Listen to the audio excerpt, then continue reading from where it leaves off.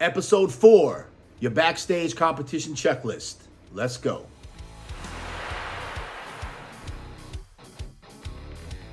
Number 1 on the checklist is your meals. Have 15 meals packed.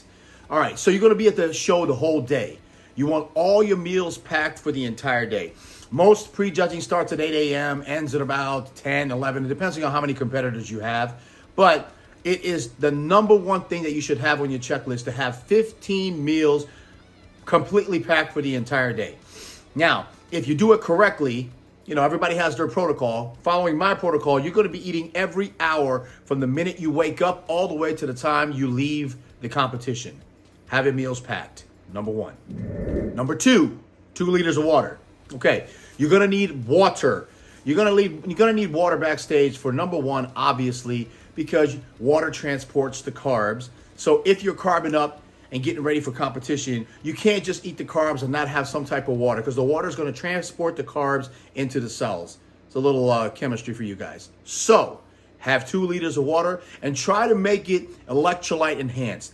Me personally, I like Smart Water because it has those electrolytes. It tastes better. Plus, it helps you in the cramping if needed. 2 liters of water. Number 3, Gatorade. Have a big jug of good old-fashioned Gatorade. Why? Hydration. 2, after the show, everybody always thinks, oh my God, what are you going to eat after the show? You must be hungry. You know what? That is such a myth. Guess what you are after every show? Hungry? No. You've been eating food all day long, hour on the hour. What you are is thirsty.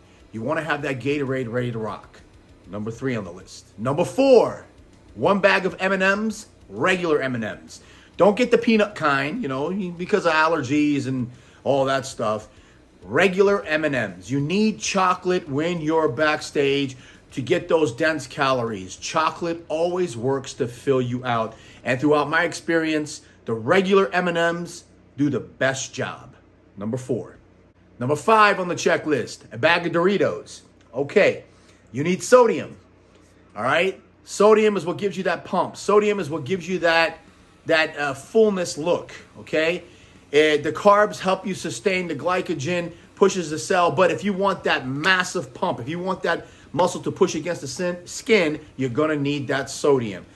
Doritos work best. Again, from years of experience, experimenting with a whole bunch of different things, Doritos seems to work the best to get the sodium into your body and give you that nice pump without spilling over, okay? That's the key. Number 5. Number 6, 1 can of Pam Cooking Spray. All right, so now you're wondering, what the hell is he talking about? All right, so instead of using oil, here's a little secret that you guys should know. A lot of professional bodybuilders use Pam Cooking Spray. Why? Because it's easy to spray, okay, and it's easy to go on the skin, number 1. Number 2, it gives you a nice golden glow, okay? Baby oil does not do that. There's a reason why a lot of top professionals use Pam Cooking Spray, because it gives you a nice golden look on stage. Another one on the list. Number 7 on the checklist, 2 towels. 1 large, 1 small. The small towel is to pat yourself down, okay? Everybody's going to get, when you start pumping up, everybody gets hot. There's a lot of people backstage. You start to sweat, okay? You never want to wipe your skin. You always want to pat it. Pat it so you don't get any streaks. Your big towel is simple, so you can lay down on the floor and elevate your feet. You don't want to get on that stank-ass, cold-ass, dirty, diseased floor. So what you do is you lay your towel down and put a couple of whatever up on your feet, and you relax. Remember, backstage, you're laying down and you're elevating your feet. Number 8, a rolling suitcase.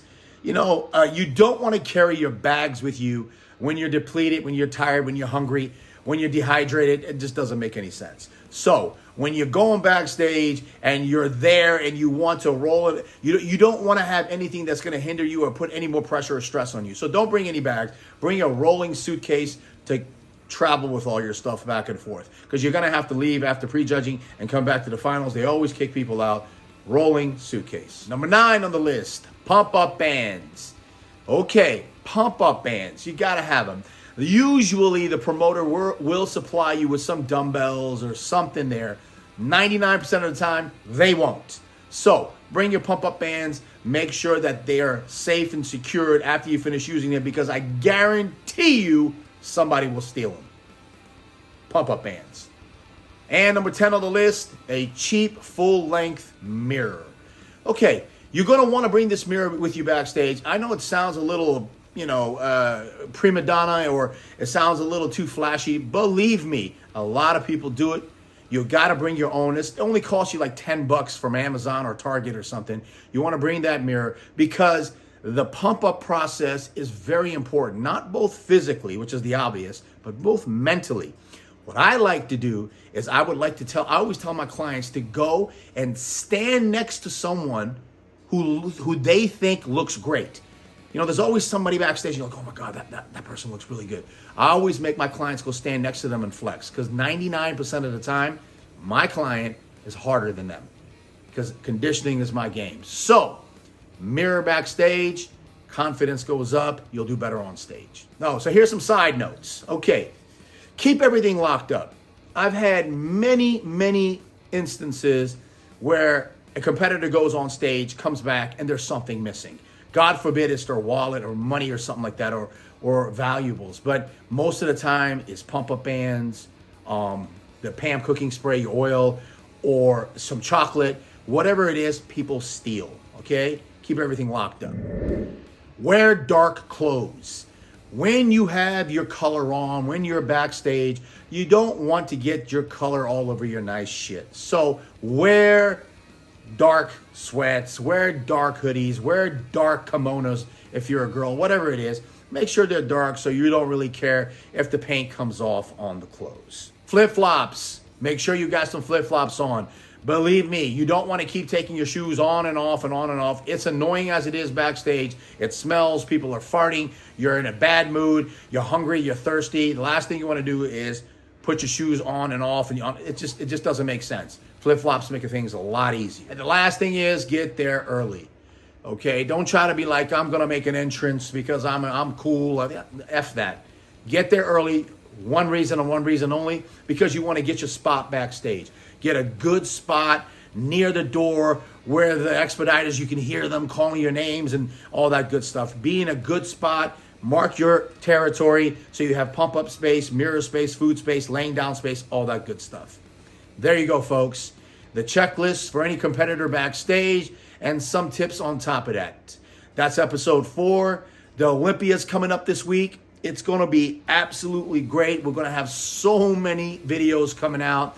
One more before the Olympia, one after the Olympia, the post-Olympia reviews, shows, speculations, all that good shit is coming up. So I'll see you guys soon. Peace.